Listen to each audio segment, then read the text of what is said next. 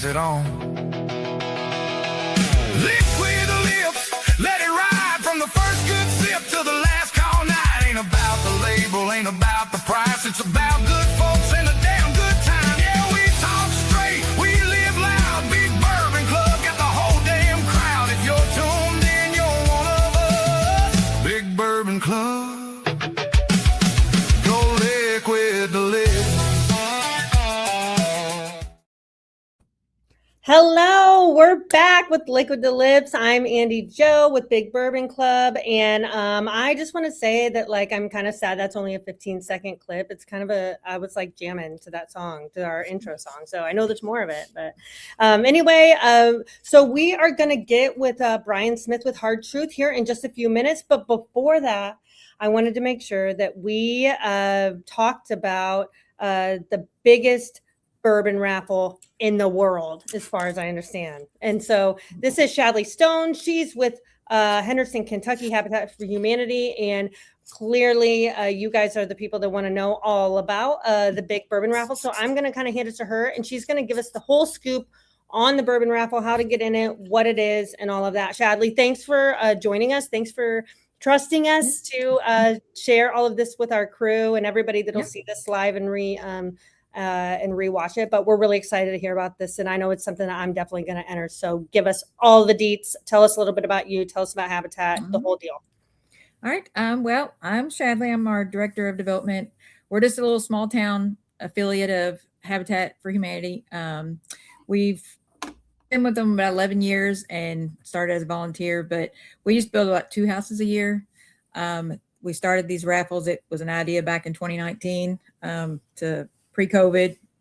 We knew some, things were going to change, so we had to come up with something, and this was it. Our very first one was one prize, and we've kind of grown from there. And I had the idea. I'm like, there's really a lot of people that love this good old Kentucky bourbon. How can we get this to work and help build some houses? So I had a goal of 10,000. I was like, would that not be amazing? There's no grant I can write that can get $1 million, and so it kind of went from there. And last year we went from 10,000 to 15, and then last year was 20, a little more than that was a lot. Wouldn't even. So we're talking 20,000 entries. Is that what we're tickets? Doing? Okay, available. When you're saying tickets, okay. And then we weren't going to do that again, but then I found some really rare unicorns out in the wild. So we ended up getting those and was able to create 55 pretty awesome, incredible packages. So a lot of them, they're not just one bottle. There's a few, and that's going to be like Weller Millennium or Double Eagle, very rare. But majority of them are you get like the full Pappy 6-bottle set. We've got 55 packages this year, which is more than we've ever had in any of our raffles. The last 9 have sold out. Just the first one was our learning experience, but yeah, it's been pretty awesome. One of the things that's made us, want to grow and stuff is because we've been able to actually build houses, beyond our dreams. What we could do at our little Habitat. We've got a little volunteer group, guys on Tuesdays and Thursdays, we call our tea crew guys. And, we're getting ready to celebrate, thanks to last year's raffle, our 100th home. And it's our 35th year at this Habitat. So it's pretty awesome. The tickets are flying out the door. They are selling actually faster than they were last year, which is a plus. I'm always like, just my boss, Matt, he's like, he stresses out at this. I'm like, the sooner we get these sold, the better we can actually like breathe, because there's so much riding on it. We're going to actually use this one for 13 new affordable Habitat homes to build. Okay. So, a record. So can you tell us, so I'm split screening here and I'm looking at the packages. If you guys log in real quick, if you want to, on your other device or on your other, however you're looking at things, but hendersonkyraffle.org, I'm looking at these packages. And what I think is cool, sometimes you have organizations that are like, they're going to, they're not going to tell you what's in it, or they say that it's something and it's not. What's cool is you can literally see everything that you're auctioning off. So 55 packages is a lot, and these are killer. I am loving seeing what's in here. I love that they're all branded, that it looks like you've found enough to make a full package for a lot of these distilleries and brands. Like, I mean, there's a 7-bottle Heaven Hill batch. What is that? A Weller Millennium. I mean, the Four Roses. All of these are incredible. Okay, so tell us how much are tickets to enter? What are the timelines and date and deadlines and the whole scoop? Can you give us that so we can get involved? Yes, tickets are $100, and that each ticket's 55 chances. We actually using a new platform this year on there, so it actually has options where you can buy bundles of tickets, because people have had in the past, they've always asked, how can I buy, I want to buy 5 or 10, or sometimes they go in with friends and buy them. So we made that a whole lot easier. There's only 2 states, so I'm not sure how many states are on here. Is New Jersey and West Virginia are ineligible to participate, not because we don't want to, but they're just not allowed in their states. So those 2 are a void. But yeah, tickets are $100. You get 55 chances to win. So the more per ticket. So you buy a bundle. So you buy $100, and your name goes in 55 times. And do you pick? Well, it's one ticket. One ticket will go in there. So one ticket's $100, but it goes in there, and we will draw out 55 different tickets. So when we do it, we draw the first 10 tickets, and we put them in. I have like little boxes there, like, because we do it live. So you'll see me on there with we got the biggest raffle drum you can get. So all those tickets, everybody gets to see it live. Them physically go into the raffle barrel. It gets turned and tossed and everything else each time, but we pull out the first 10, and we'll wait to call those out, because those are be the top 10. Okay. Then we start calling out from prize 11 through 55. We'll call those out. But each time we pull a ticket out, sorry, we have a little doggy over here. But we'll do it live on there. So each time we'll have a ticket pulled out. We'll mix it again in there. So everybody, last year they had us doing the Margarita, the YMCA, tapping our heads, turn around 3 times, say, pull that ticket out. So we let I think some of them were sipping on some bourbon too, because they got pretty comical. It was not a fun experience to watch. No way. Yes. But we do call them out. We do offer free delivery. So to the winners, I said, no matter, besides, as long as you're not in New Jersey or West Virginia, I'm actually the one that will go and personally deliver these. So been all over. Last year went San Francisco, California, Texas, up to New York, down to Sanibel Island, and everywhere in between. There's only a few states I haven't been to up north, but just waiting on winners for that. Yeah. But maybe we can I'm happy to have you. I will take you wherever you want if I win. I'm just saying, I don't know if there's any pool there, but I will do it. Yeah. I will host you. But there is a lot of awesome prizes. The last drop, it's not one that you hear talked about a lot, because it is a very, very expensive bottle, and they're very rare. But I actually have those, the Weller Millennium. I got an OFC in there, double eagle, very rare in there. And the top prizes aren't just in the top 10. They're actually spread out. I have to look at my list here. I've got them like every 5th prize is a unicorn. Like Michter's 20-year bottle. I mean, that bottle alone is $2,500, and we don't get these donated. That's one thing that people think, is that we get them donated, but I mean, that's not going to happen. Y'all in the bourbon world know that you're not going to be donating those. Sure. So, but yeah, we do buy all these, the first bottle, and it tells you the values that are listed on the website are the actual values that we pay for them. Plus we add in there $500 that we estimate, because if the winner lives more than 150 miles away and they want to come to our office in Henderson, Kentucky and pick it up, then they can opt, and we'll give them an extra $500 to, do what they want, go on a bourbon tour, or, to cover their gas money. Yeah, these are pretty amazing. It shows on here what they're worth and what you bought them for. And I mean, I've never seen a collection like this ever. Not that I've seen a lot of collections, but that's great. Well, I think I wish we had all the time to talk about all the things, but we'll put in and we'll kind of push out on socials too, and through our Mighty app, all of this, anybody that doesn't see it or anybody that's looking for it, the link. If any of us win, somebody better share with me. I'm going to be really annoyed if you don't. I will be calling everybody as soon as it's over. I try to call everybody right after the raffle, but it's on 6 o'clock Central Time on September the 10th. So by the time it takes us about an hour to get through all of that. Sure, I'm sure. So then I start calling everybody, and I don't call them too late, even though I've No, surprised a few that are out eating, and right? they scream in the restaurant, when I tell them they won. But I'll start the next day and call them as well. But and there's some other pretty cool things in there. I got a new 3D printer this year, so cool. Some cool matching coasters and LED signs and stuff there. Just some little swag, just for people that have those cool bourbon bars and stuff. Just something to kind of remember. Hey, I won, conversation pieces. So. That's great. Well, we really appreciate having you, and we appreciate you sharing, and I'm sure we'll have some ticket buyers right in here in the group. But again, we wish you good luck. And I think about 5,600. So yesterday was 2 weeks since they started on sale, and there was about 5,600 sold when I looked earlier. So cool. we got through September the 1st, but they don't usually make it that far. So just don't wait. All right. Well, thank you again. We appreciate that, and we will talk to you soon. Okay. Thanks, Shadley. Right. Cheers.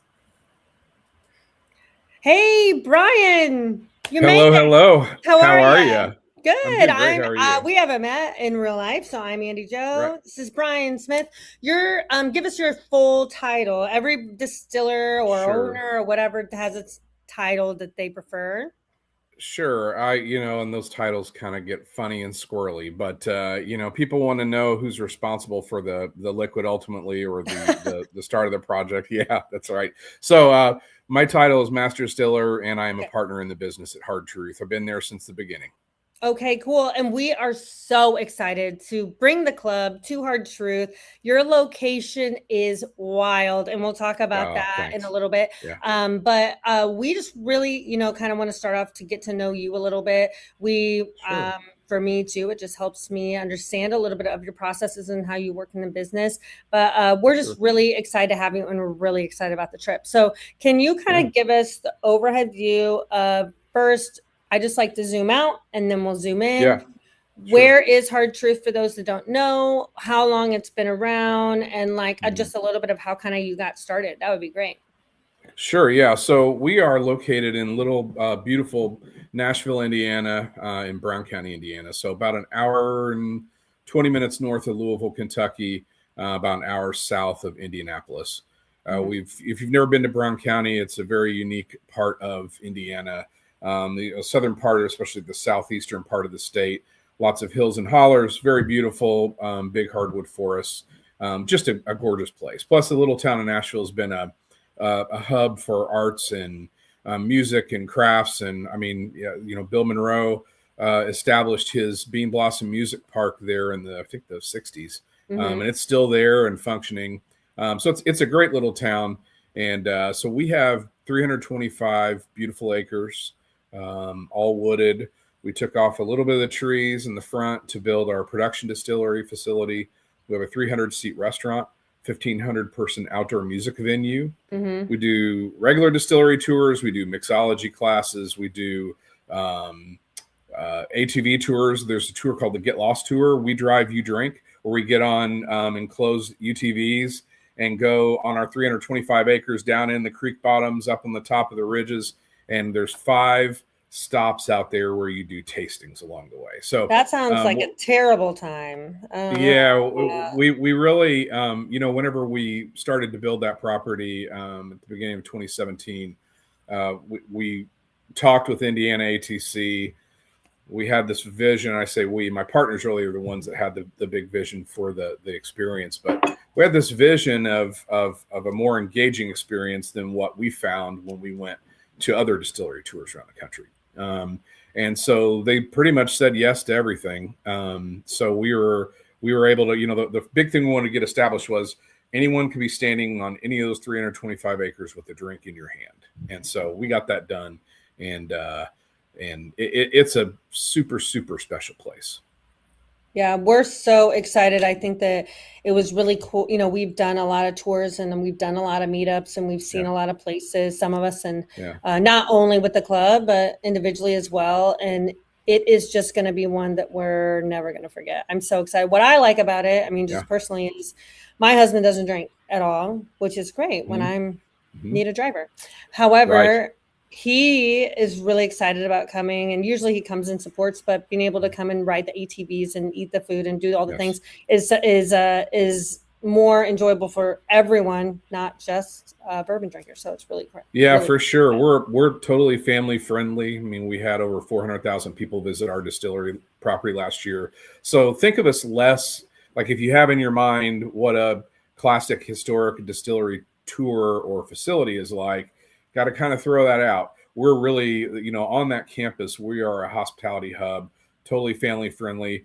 Our distillery tours are the only thing by law we can't have anyone under 21, but there's plenty of stuff to do on the property. There's walking trails. It's a beautiful, beautiful place. And we have a lot of live music throughout the warm weather months. So every weekend we'll have live bands out on the stage that usually don't have a fee associated with it. So we've got downstairs from the restaurant, we've got a quick service window where you can grab a cocktail or a pour, some nachos, something quick. And just wander around on our terrace outdoors where we have our music venue. It's a really great place. I can't wait for you guys to come. I can't wait. Can you tell us a little bit? Let's just talk like classic bourbon distillery stuff, for all of our super nerdy bourbon nerds that are on here. Can you kind of tell us how many barrels you typically house? Does everything come in aged in-house? And just kind of those details will be cool. Are you asking me if we make our own whiskey? Because the answer is 100% yes, which is fun thing to talk about. And that's nice to hear. We don't get that's not. I think that's one of the things that, like, when I'm working or whatever, like, people don't realize how many distilleries or bottling companies don't actually do that. A whiskey company doesn't necessarily make their own stuff. So to have somebody that does that is really special. So we love hearing about that. That's awesome. Yeah. So we started with a smaller facility that was in downtown Nashville. We actually, our business sprouted from a really successful beer business in the state of Indiana. So Quaffon Brewing Company, if you're familiar with Busted Knuckle or 6 Foot Blonde beer, that's one of our partner, my business partners, they are the owners of that business. So, and so when we first got started, we started with, like a lot of distilleries, doing some vodkas, gins, rums, so a little bit of flavored stuff. And then when we knew that we were building the new facility, we did start with some sourced whiskeys. So if you've ever seen the Henry A. Sipes on the shelf, or the Indiana Rye, those are both, so those are both things that, and we very purposefully, I knew what we were going to do with the cool Sweet Mash package. And so we wanted to say, okay, we just want to, anything that goes in that Sweet Mash package has got to be 100% our whiskey. So once we got those done, the Sipes project has come to a close. The Indiana Rye project has come to a close. So anything that you see in those cool Sweet Mash bottles of ours with the funky cork on the top, that's all going to be farmer to bottle, grain to glass whiskey that we've produced on our site.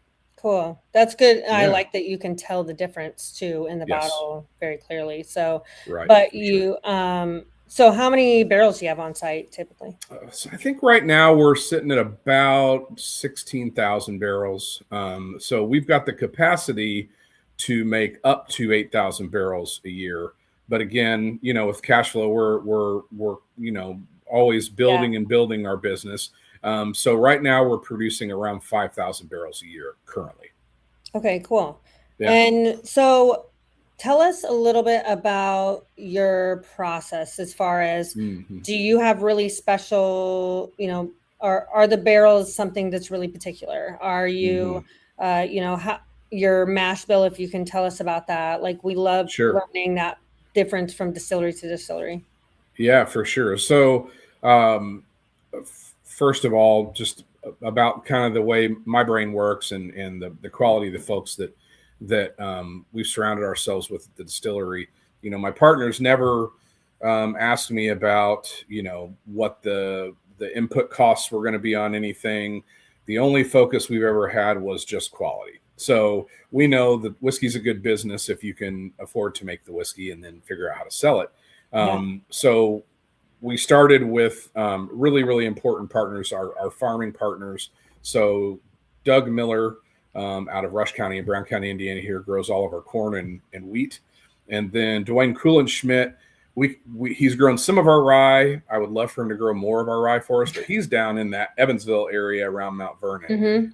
So, our farming partners definitely, to me, that was going to be the start of all of it. And what I love about these farmers is they care as much about growing quality grains as I do about making whiskey. So I don't have to worry about that. I mean, of course, we check every truck when it comes in, but having that and also they love this project. So they're always siloing like the best of the best for us every year because the rest of it goes to commodity. Well, and it sounds like you're doing a really good job of giving them the credit of what it is too, which is only helping, if you're 100%. having good stuff, you want to tell them about it, but you don't want them to give it to too many people either. That's right. You're doing a great job, but only do it for us. Exactly. That don't, kind don't, of deal. Don't let anybody else know. So, I think that, and then with our barrels, we use custom char toast combinations from both Independent Stave and West Virginia Great Barrel Company. For us, early on, I got a chance to work with Andrew Weabring from Independent Stave. Just super, super awesome and smart guy. And he said, hey, why don't you bring some of your new make and we'll do some little bottle soak trials. And hopefully, if you're really wanting to nerd out this much about it, we can help guide you directionally with what the barrel can do for your specific distillate, right? Because if we're going to be grain to glass and with our water and our process and our grains, I knew our distillate was going to be unique, and it was very, very unique. And so we took that distillate to Andrew, and he and Chad we spent weeks going around. And what we found is our distillate really works well with a char 1 complex toast. And now there are a lot of distilleries that are moving to that because they found that, obviously you have to have it charred for legal reasons, but really what you want is that toast layer. So any char beyond 1, you're just burning away caramelized, complex, beautiful, tasty sugars that are right behind it. And plus, the other thing is because we're a sweet mash distillery, our distillate comes off the still extremely clean. So, a lot of times that, the sour mashing process or putting backset back in, it adds a lot of volatile flavors that take time in a barrel to get rid of. Whereas ours, it's really clean coming out, so we don't need very much of a char.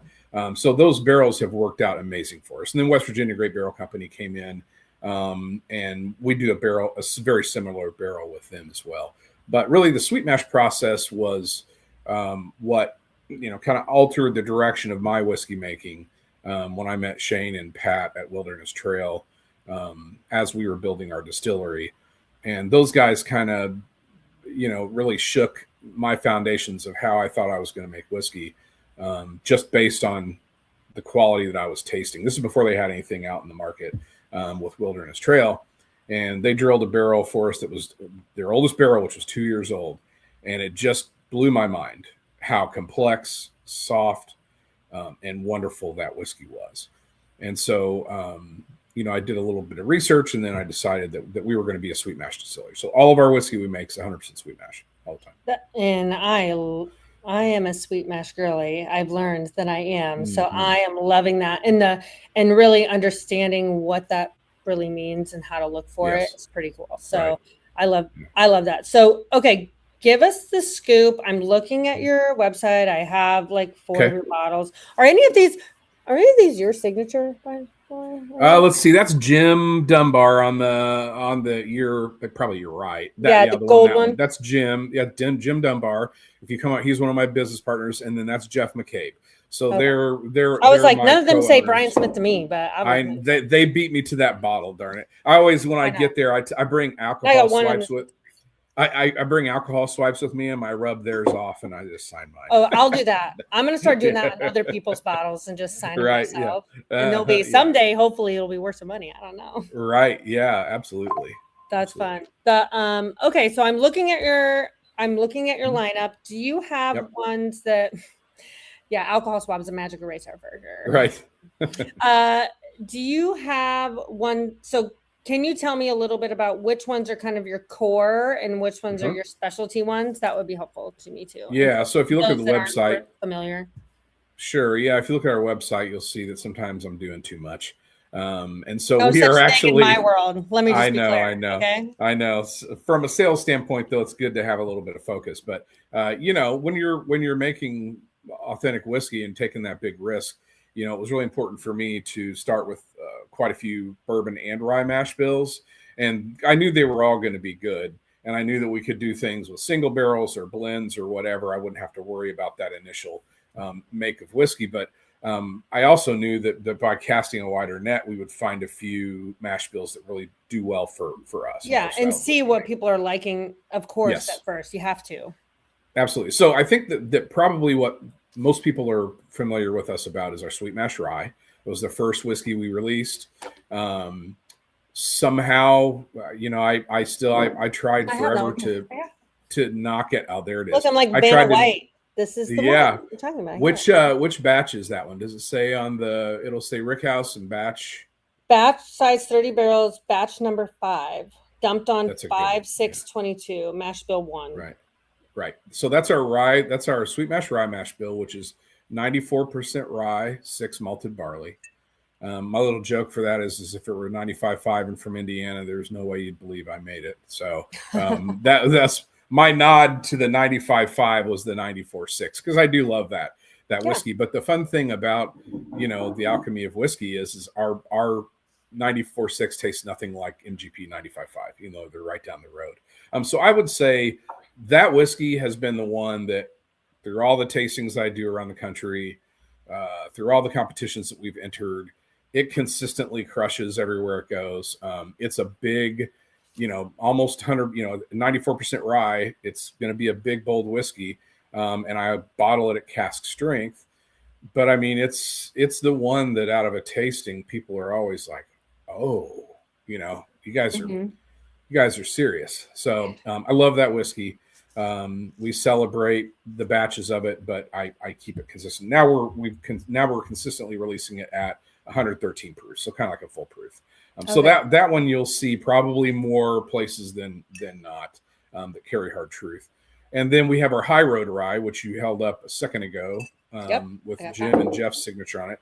So that is more of a Maryland or Kentucky style rye. So that's got so that's got some corn in it. So it's 51 rye, 38 corn. But I love that whiskey. And for an authentic grain to glass rye whiskey from a small producer like ourselves, that sits on the shelf most places under $40. So it's a great one to pick up, drink it neat, make cocktails with it, take it to a party. It's, it's not like you have to think so hard about it at $40 compared to where the prices are currently on a lot of whiskeys out there. So those are really our 2 core ryes. And then we have our Sweet Mash Bourbon or straight bourbon whiskey, which is a black, I call it our black label. And that one's always at 90 proof. And that's just a delicious right down the middle corn, rye, malted barley mash bill it's a plays good however you want to use it. It's a good standard bourbon. Then we have a wheated bourbon bottled in bond, and we have a 4-grain bourbon bottled in bond. So those make up the core 5 of our whiskeys. And then I'm always doing fun stuff with barrel finishes and double oaking. And then I've got a few other mash bills that are still hanging around that we're doing some fun stuff with as well. But those are our core 5. So you have 5 core ones, and then your single barrel program. How many single barrels do you do a year, do you think? Do you have a good guess on that? Yeah, I mean that market it's very complex and it keeps changing. Yeah. Sometimes, it's like it falls off and then all of a sudden we're getting 50 calls a week, but really for us, because we're so small, and with our current, with our success over the last few years, I think we've just opened our 38th state for distribution. So we just added California and Arizona. So the reality is I just don't have enough barrels to offer as many single barrels as we can do.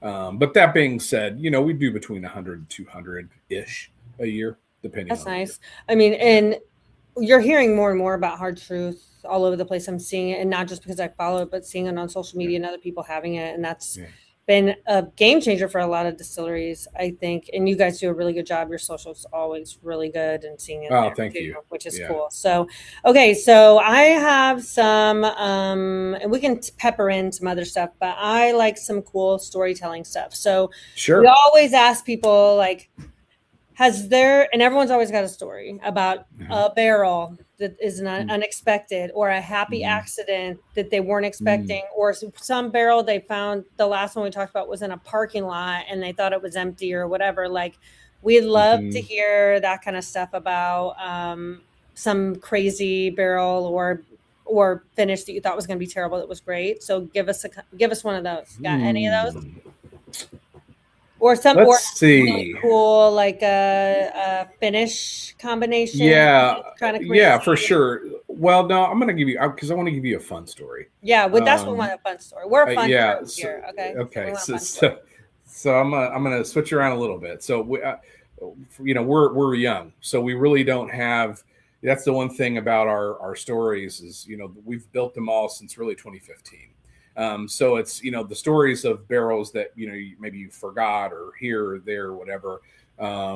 We don't have those stories yet because I know, and my barrel manager and everything else, Chris Moore, those guys, and Aaron and Josh, those guys, we know every single barrel that we own because they're all destined for something, right? So, but I will tell you a funny, whatever story about a single barrel that we did. So there was an account who came in, picked a single barrel, loved it. They kept the library bottle with them and went back, processed the single barrel. It takes a little while to get them done. And, did you say library bottle? Yeah. So a bottle, what we do is we'll take, whenever we're doing the pick, we'll take out, 2 750s, one of which they're tasting off of, and then one we keep just for our library, right? Okay. So that we can reference back, which is the story comes back to that. So they picked the barrel, super excited about it, had a great experience with us. It takes a little while to get the barrel. The barrel comes to them. All of a sudden, like 6 months after that, I get a call from one of my sales guys that, this retailer is very upset. They got the wrong barrel. Now, mind you, they had sold through half of it already. Oh yeah, so it's probably like clearly everyone still likes it. It's not a problem. So, and we've had people that they don't remember. It tastes different than what they remember. They always like it, but they're like, this doesn't just taste like what I remember. So I did have the library bottle, so I was excited about that. So I went and anytime I can get out in the market and meet people, I'm so proud of what we're doing, so proud of the people that are doing it, that, if somebody's not pleased, we don't have anything to hide. I want to go help them out and make them happy. Right. So I get to the retail account and there wasn't they were expecting me, but I just thought I was going to just like have this happy conversation, offer to help them out in any way possible, make sure it tastes the whiskey in case there was like a corking situation or something. Sure. And so I get there and they they were like, hey, come on back here. We'll show you something. And then they took me back to this little broom closet room and they kind of blocked me in. And then the owner just let me have it up and down. Oh no. And it didn't have anything to do with me, but yeah. So that was a fun, unexpected situation. And then I was like, you know what? Hold on a second. I've actually got the bottle from the pick that you all did in my truck. And so we got that bottle out and we got their bottles out and we blinded them. It was the same. What'd they pick? It was the same whiskey. It was the same. So it was. Probably what happened is somebody said something that they Correct. were like, this isn't the same. Yes. Somebody had Chinese food that day. They tried the whiskey. Right. Yeah. Oh. And then they were like, oh no, this isn't the same, but it really yes. Yeah. So I don't know. It's not that sexy of a story, but it's one of those, there are always little unexpected things that happen. The great thing about this industry is most of the unexpected things that happen are really good ones because this industry is full of just awesome people and fun experiences. And so, yeah. What's the highest proof that you've bottled, would you say? Ooh, good question. So we go in at a relatively low barrel proof. Now we're at a consistent 113 barrel entry proof.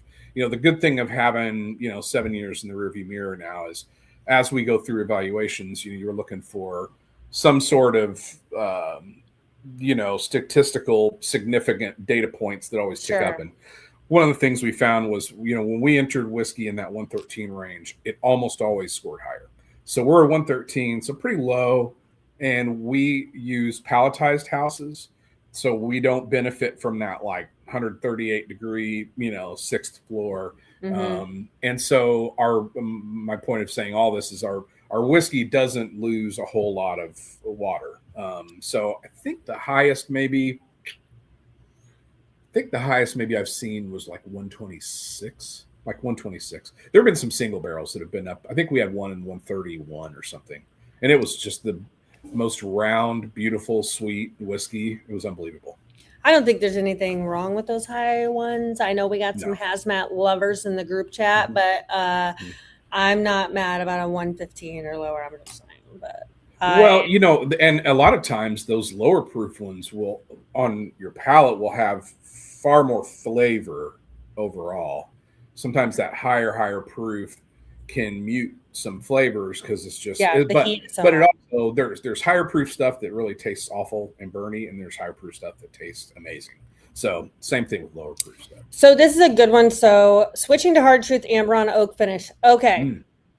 Yeah. I am an Amberana lover. I also am not a purist.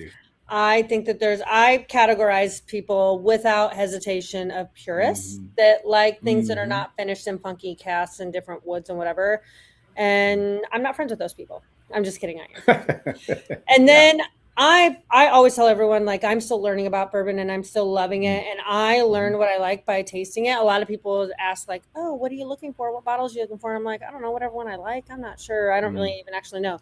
Amberana feels like the finish that people have the biggest opinion about.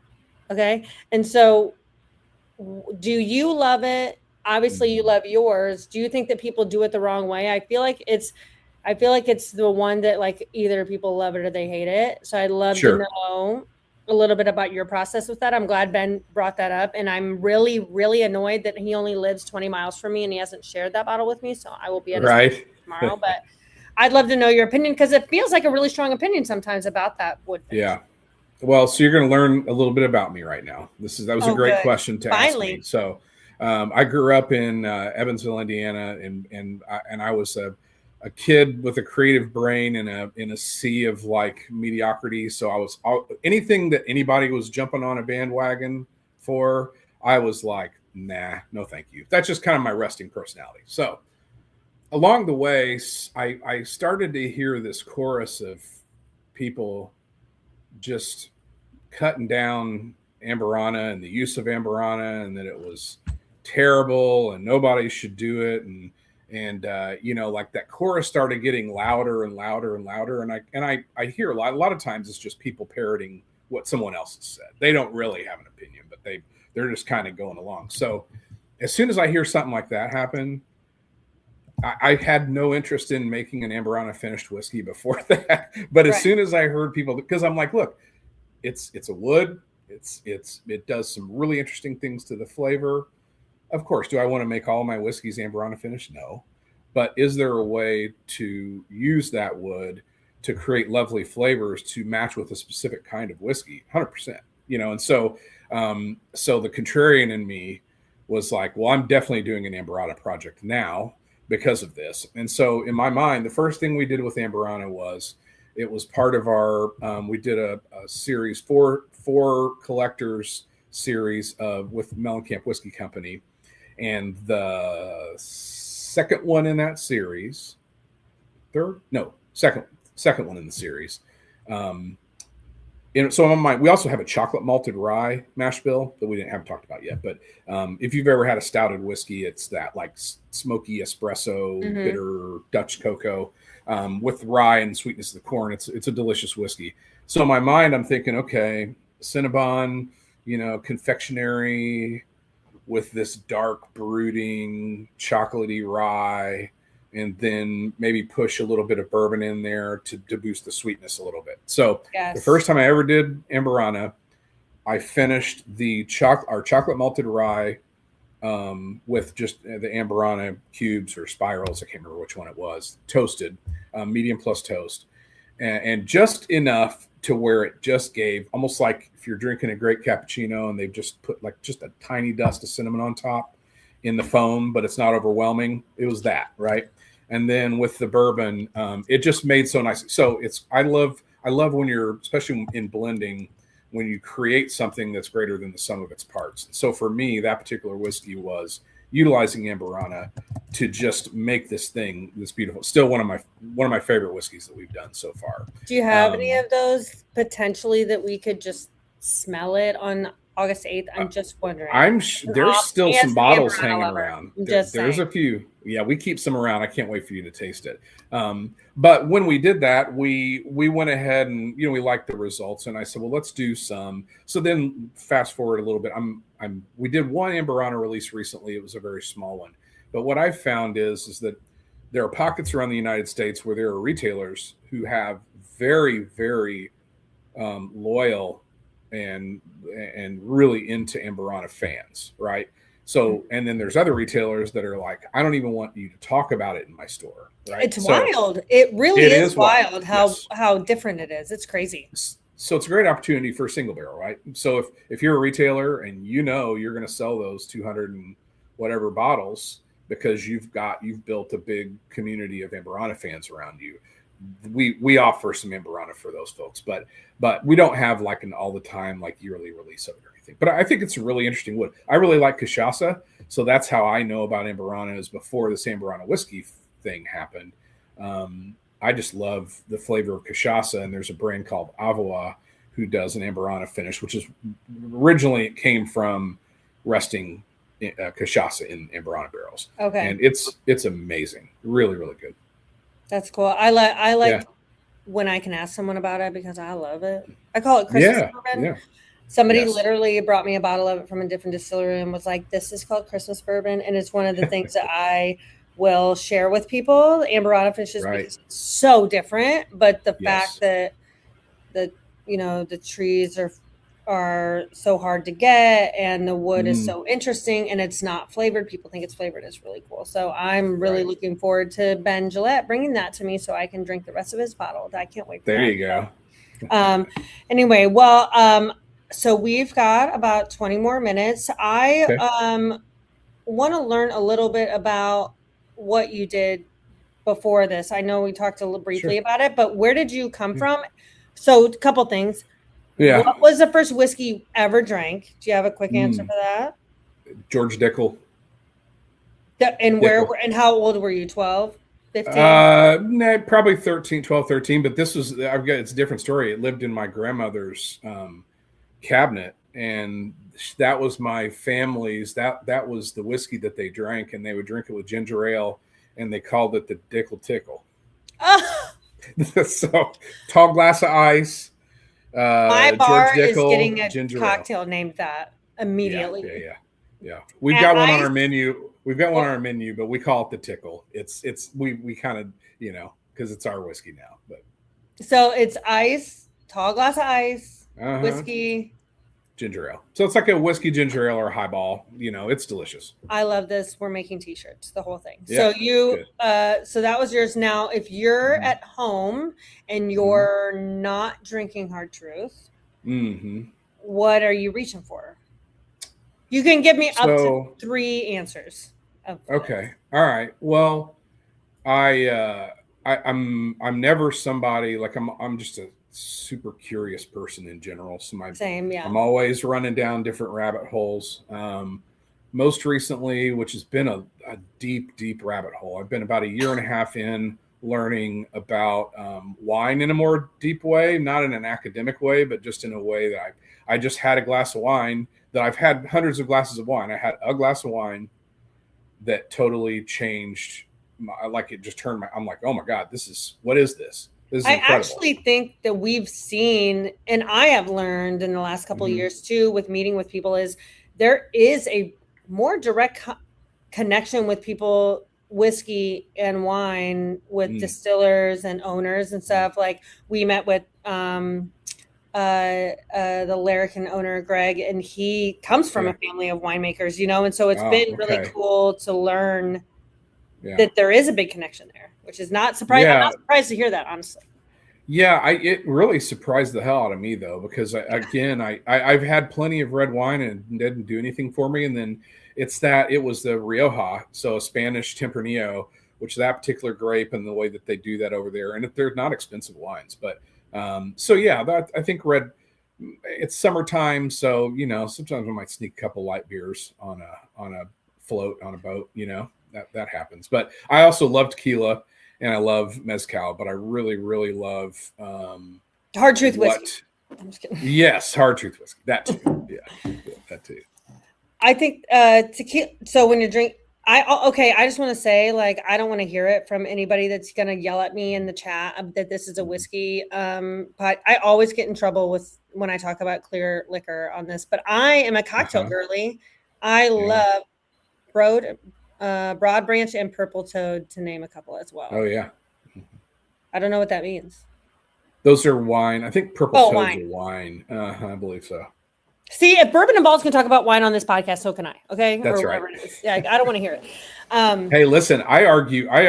Anyone who loves bourbon, I implore you to go search out the most, some of the really, really high quality Blanco tequilas that have not been touched by wood.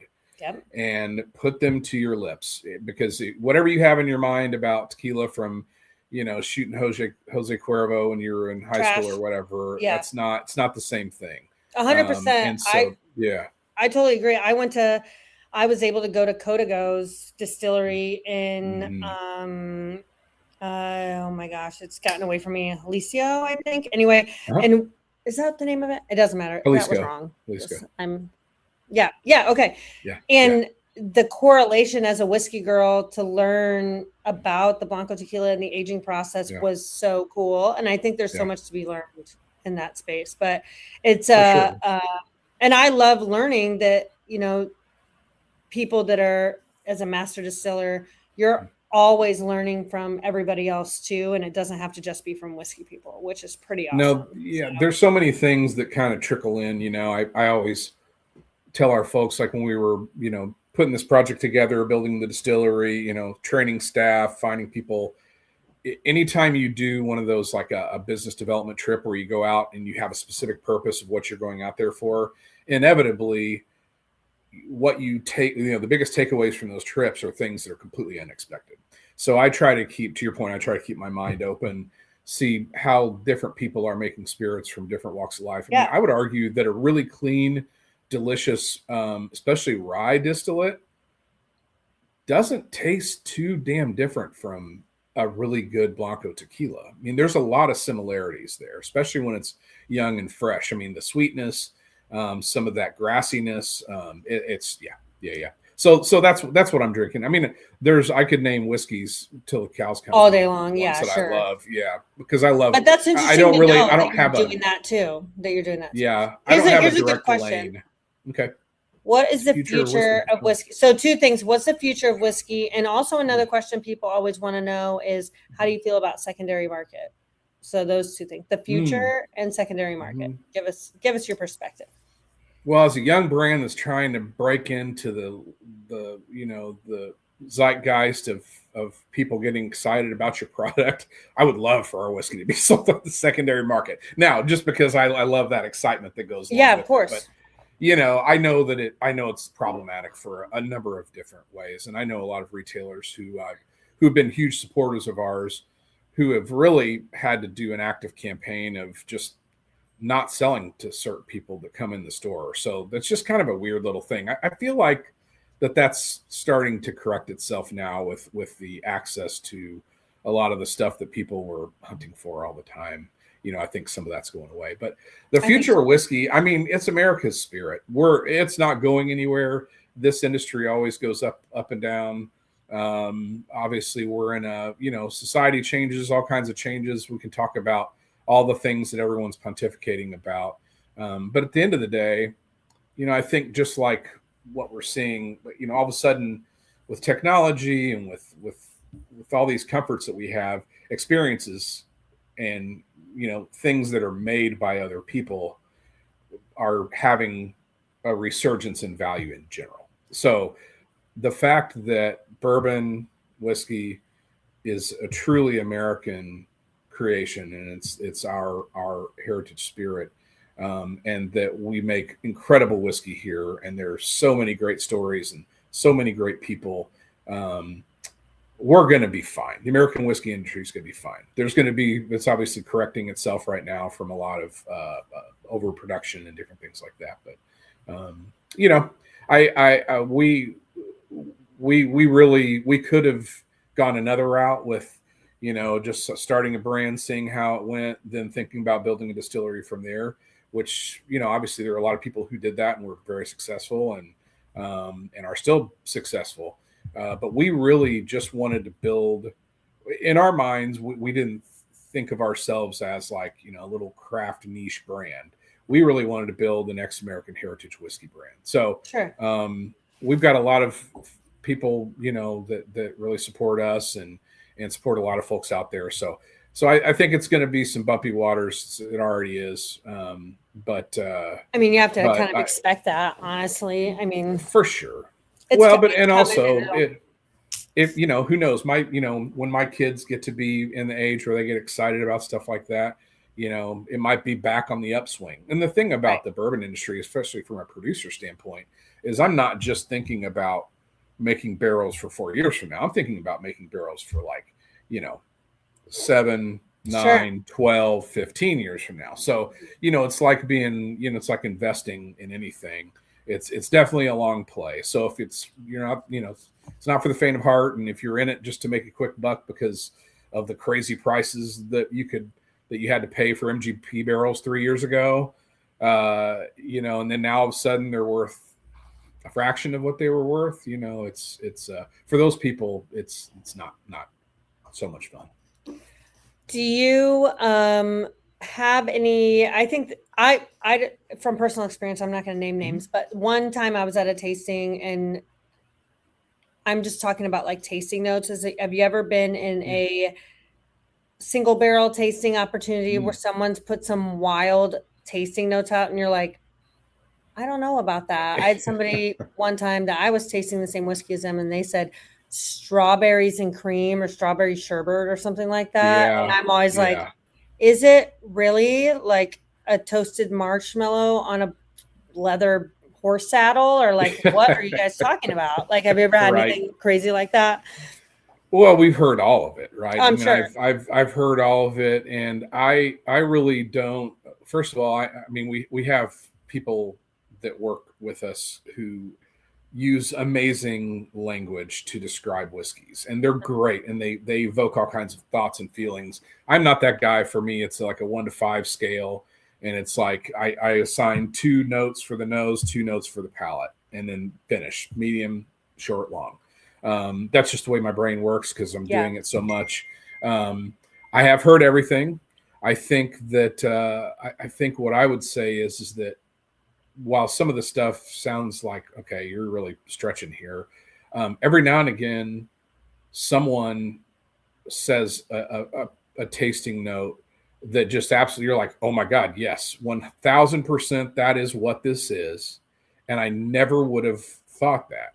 And one person who is a real well-known guy down in Kentucky, Mr. Steve Coombs, who's a good friend of mine, great writer. The first time he tasted our Sweet Mash Rye, no, can't remember which one it was, and he described it as peach cobbler, like a peach cobbler. And it was so dead on, and no one had ever talked about peaches before with it.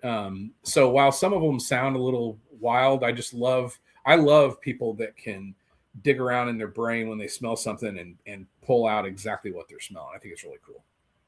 I like when master distillers and people that are on those tasting tours embrace that, because some of us are still struggling with trying to feel out what those tasting notes are. I have been on some barrel picks and some barrel tastings where I've asked all of the experienced people in the room, like, don't say anything, give me a minute, because I don't want to be influenced. And also like, but sometimes you don't want to feel like an idiot either. Like, oh, maybe it was sherbet ice cream or whatever it was. Right. But it's cool to hear that even you guys are like, we want to know what you're tasting. That's pretty well. And to demystify it for everybody who's maybe too intimidated to say what they I've been fortunate and honored to be on a few judging panels with some real major judges that have done it for a long time. And, we'll sit down, might be forward at a table, and, obviously we do all our notes first and get everything done, but then a lot of times we'll discuss in the table. And I mean, I have seen three of the people who I respect the most and me, and all four of us have not completely different, but very different views on the same whiskey, and even different flavor notes. And then sometimes everybody's like marching right down the straight down the middle. So, I think it's fun. It's hard for me to take people that are too precious about this. I mean, it's such a fun industry. Obviously it's very serious. And we take it very serious. The quality, the thing we don't ever mess around with is quality, right? So quality of grain, quality of process, quality of barrels, quality of aging, very intentional blending and evaluation. So we don't screw around with that. But outside of that, have some fun. I mean, for God's sakes, it's just corn and wood and copper.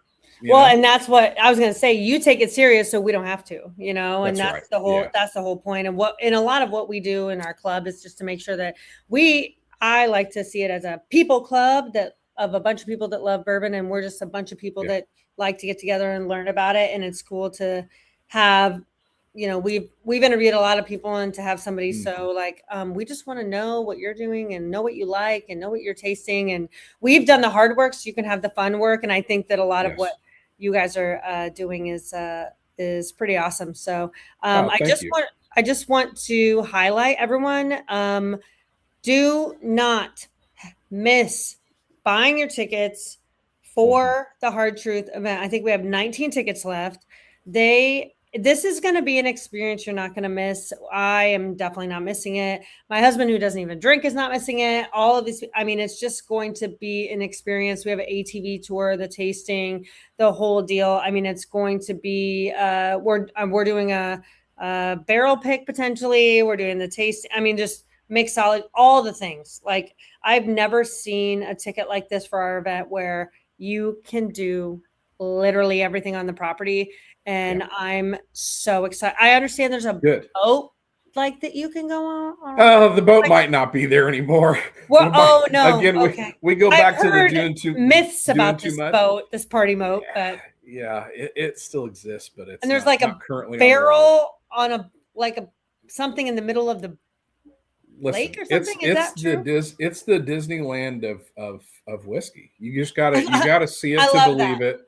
You have to see it to believe it. It's one of those things where I can always promise that you're going to have a wonderful time there. And definitely come and visit us, and we're going to have a blast. It's going to be a lot of fun. We're really excited. Everybody, make sure you purchase your ticket. Just one quick plug with our before we sign off here. Just if anybody that's watching, make sure you check out our bottle shop through. We have a Big Bourbon bottle shop, and we have we have a single barrel pick as well with credit. Oh my gosh, I always say it wrong. We have a bigbottleshop.com is where you want to go to. We have not only our only single barrel picks, but we also have all kinds of other opportunities.